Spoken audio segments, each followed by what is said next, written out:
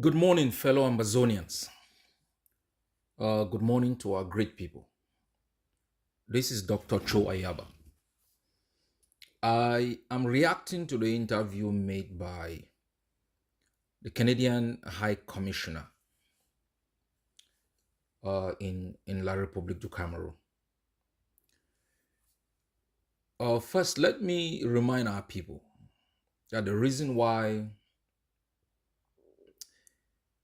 the Canadian Embassy is referred to as a High Commission is because of Cameroon's membership in the Commonwealth. And the only reason why Cameroon is a member of the Commonwealth is because of Amazonia. And I've read with utter dismay, and I think it's an insult to the Amazonian people. The High Commissioner asking Amazonians to compromise. I am wondering in which area would the High Commissioner want us to compromise? Imagine Mexico invades Canada, occupies it, denies it the right, the Canadian people the right to exercise control of sovereignty over Canada, imposes Mexican law on Canada, turns Canadians into slaves in their own homeland, enact laws that are estranged to Canadians, torture, kidnapped, rendition Canadians to Mexico, try them under Mexican law, sentence them to life in jail, murder tens of thousands of Canadians, cause the displacement of millions, and engage in acts of brutal occupation, including the wiping out of Canadian cities. What will Canada compromise on? I'm still wondering in which area of life would Canada compromise on?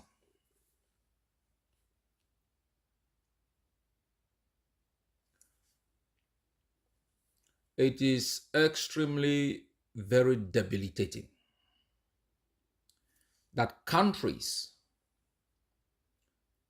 which pride themselves with democracy, the respect of human rights, respect of international law, countries that have read the script of the survey made by Cardinal Tumi, the survey of the Coalition for Dialogue, which basically eliminated any notion, any doubt about what the Amazonians want, that these countries would still talk about independence as though it is an estranged concept within the international system. The recommendation of Oxford University, recommendation number 5, is clear. That's not based on the opinions of Amazonians. It's based on empirical evidence. The independence, the aspirations of the Amazonian people should never, in discussions about the resolution of this conflict, be eliminated from the table. When highly placed diplomats, when the country that is behind the financial support of the Swiss process makes a declaration that independence should not be considered a viable option.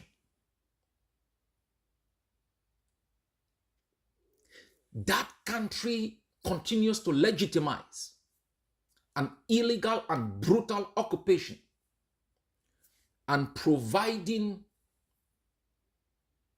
the fuel that Cameroon needs to continue to roast our people, burn our villages. Canada must understand that the occupation of Ambazonia has come to an end, and that the only premise for negotiation will be the timetable for the withdrawal of Cameroon from our territory. That is the only discussion that we will entertain.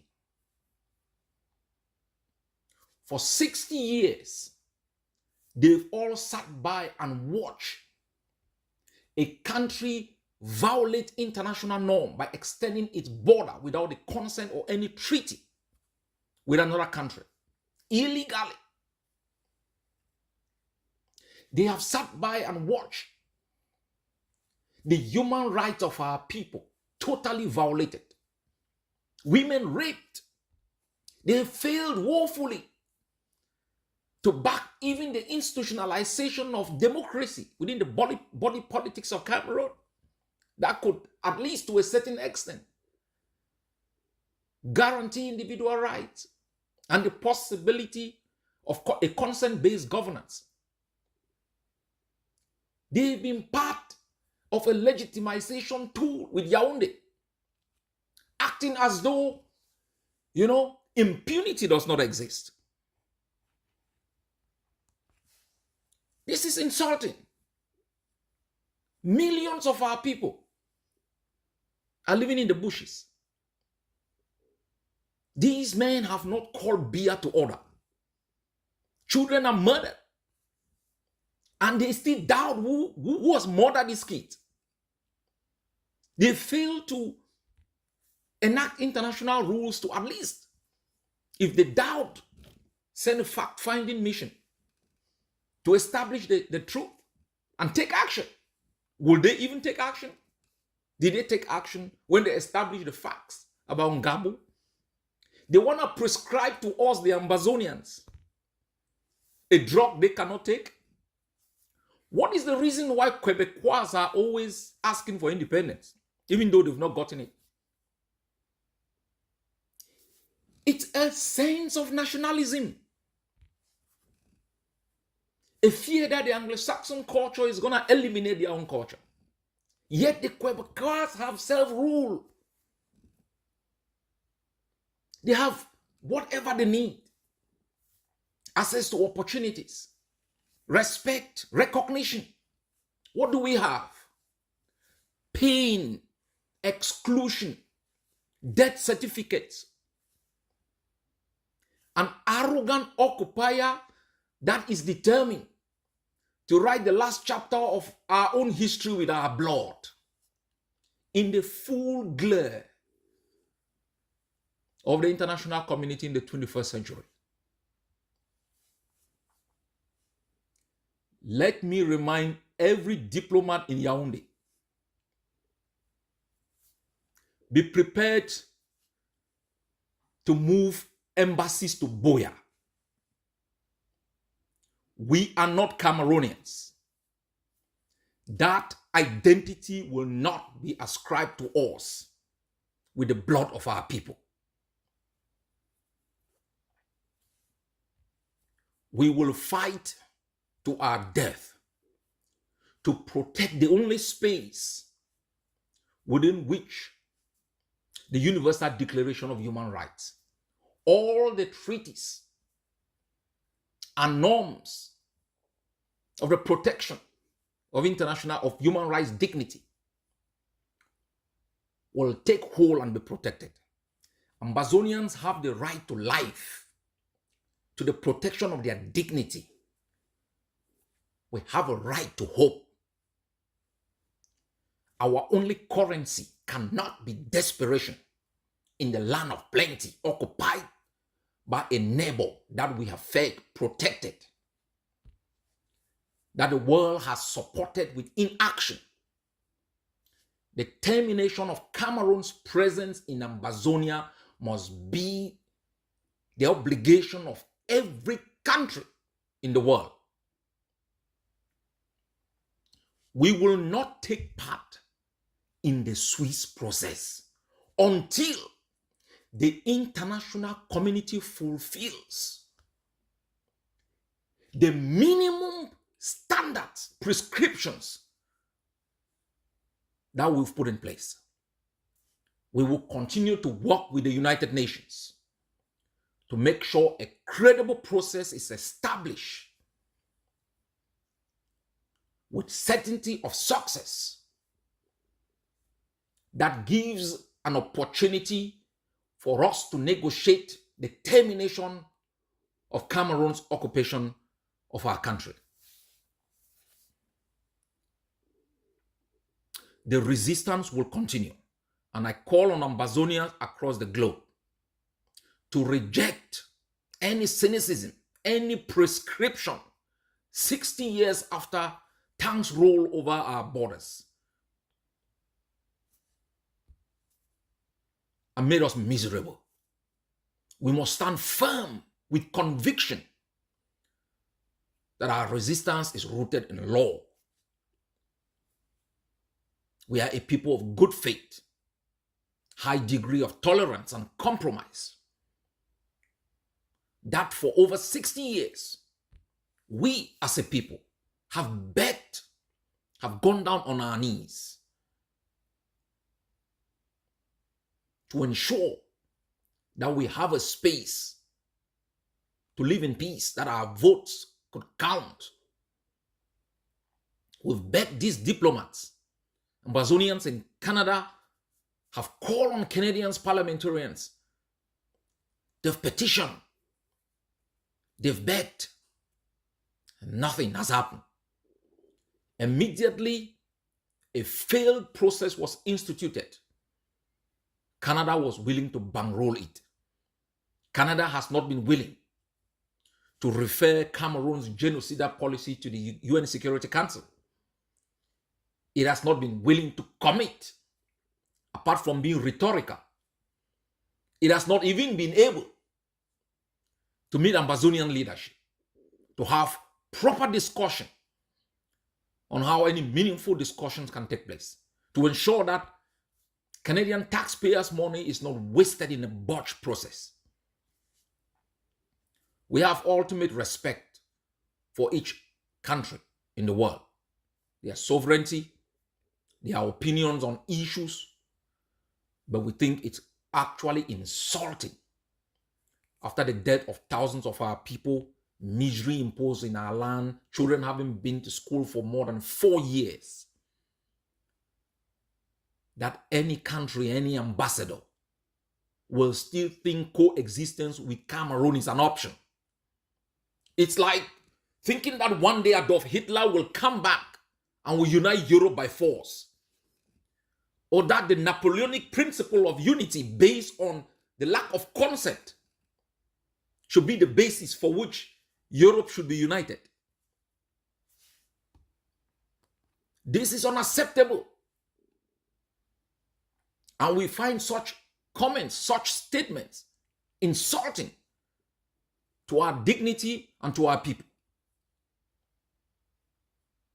We should continue to arm ourselves. They have failed to invoke the responsibility to protect the lives of our people. They failed to create safe zones within which our IDPs can stay. They failed to do anything. They failed even to put minimum pressure on a decadent political regime that is crumbling. I mean, what are they scared of? Are they scared of this 90-year-old man who should be in an old people's home? Are they scared of a Tanganji?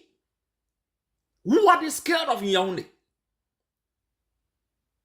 Is that a viable political institution that they think it should be sustained? Do they pursue an economic doctrine that creates wealth and opportunities for even Cameroonians that they are afraid that is going to be undermined? Why are they scared of an outgoing, crumbling political system that has meant nothing for even its own people, for international peace and security, for stability, for the creation of opportunity.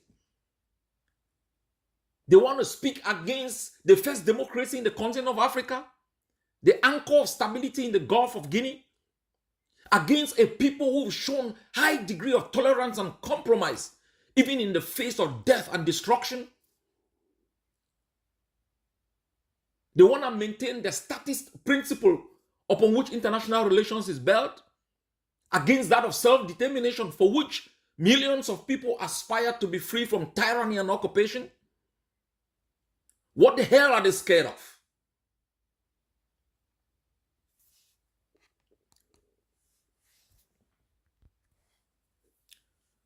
Not on the blood of our people.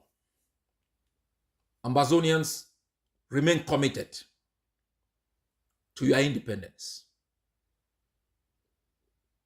As we said before, as if the issue of the whole resistance depended on us alone. The sun has risen over Ambazonia. We shall prevail over Cameroon, like the Eritreans did to prove the Americans and the international system wrong, like the South Africans did to prove the international system wrong. We have in the past 4 years on our own rewritten our own history.